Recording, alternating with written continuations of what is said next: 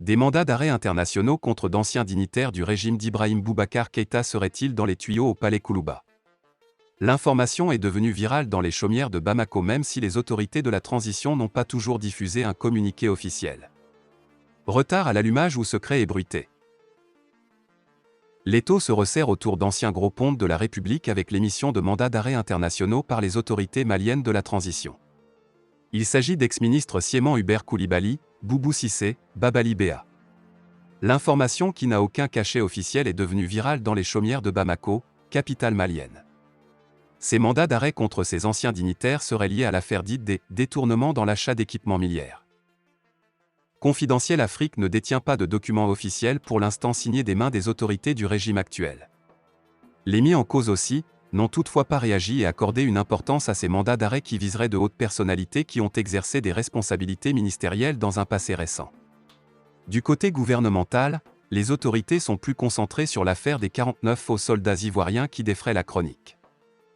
Présentés comme des « mercenaires » par la junte militaire au pouvoir, ces soldats envoyés par des officines obscures pour déstabiliser le régime d'Assimi Goïta devraient être jugés pour organisation et déstabilisation planifiée à caractère terroriste contre un État souverain.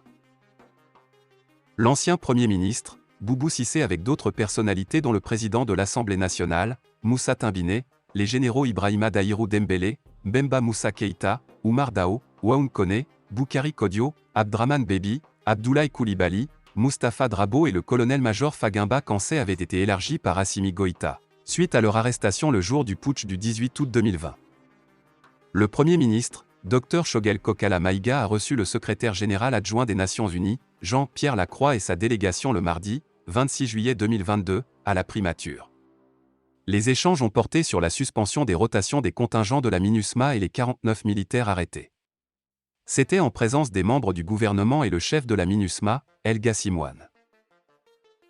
Comme à la tradition malienne, le Premier ministre, Dr Choguel Kokala Maïga a d'abord souhaité la chaleureuse bienvenue au secrétaire général adjoint de l'Organisation des Nations Unies, Jean-Pierre Lacroix et sa délégation en terre africaine du Mali, et a rappelé à Jean-Pierre Lacroix que depuis l'installation de la MINUSMA dans notre pays en 2013, le gouvernement du Mali a toujours entretenu un dialogue dynamique avec les Nations Unies dans le cadre de la mise en œuvre efficace et efficiente de son mandat.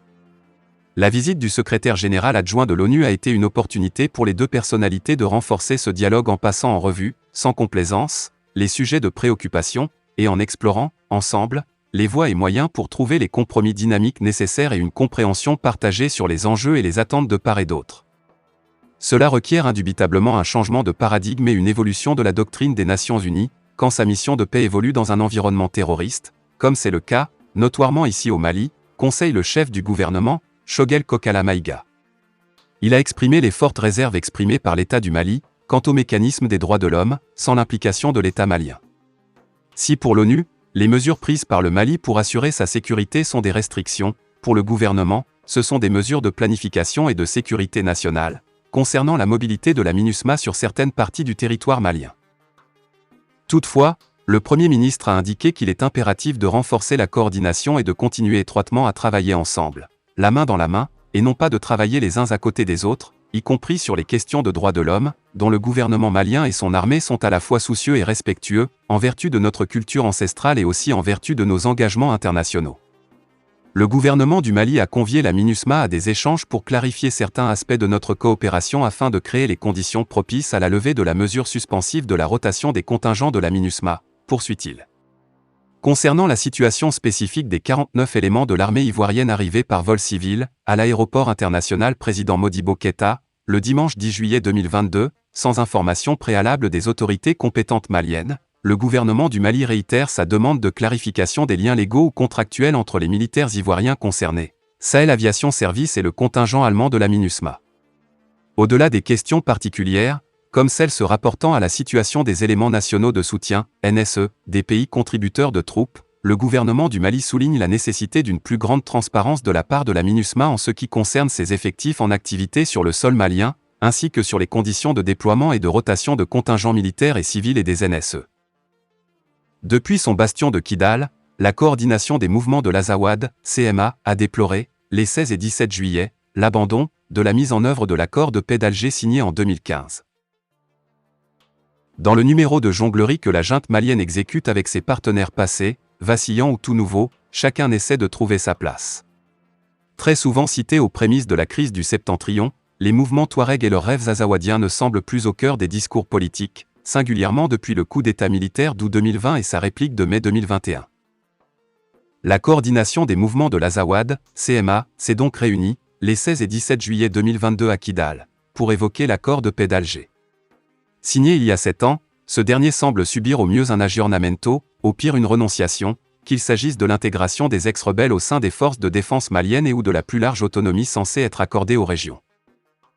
C'est sur la base de cet accord que l'alliance de groupes Touareg et nationalistes arabes du Nord, créée en 2014, avait accepté de suspendre ses actes de rébellion contre le pouvoir central.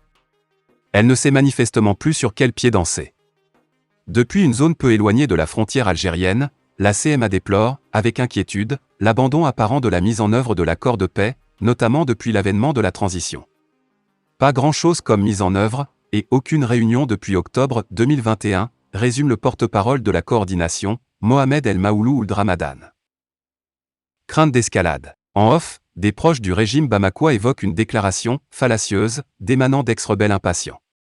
Mais, pour nombre d'observateurs indépendants, l'arrêt de l'application de l'accord d'Alger est suffisamment factuel pour que le communiqué de la CMA soit légitime. Certes, les auteurs du communiqué de Kidal affirment condamner, en effet, formes de violence la CMA se réserve désormais le droit de tirer toutes les conséquences, les langues déliées et les muscles bandés. Chacun tourne donc son regard vers les autorités de Bamako. Radicales envisagent un bras de fer qui n'a rien de rhétorique. Merci pour votre attention. L'arrivée d'Al-Gabas Argé Intala à la tête de la coordination pourrait corroborer ces craintes.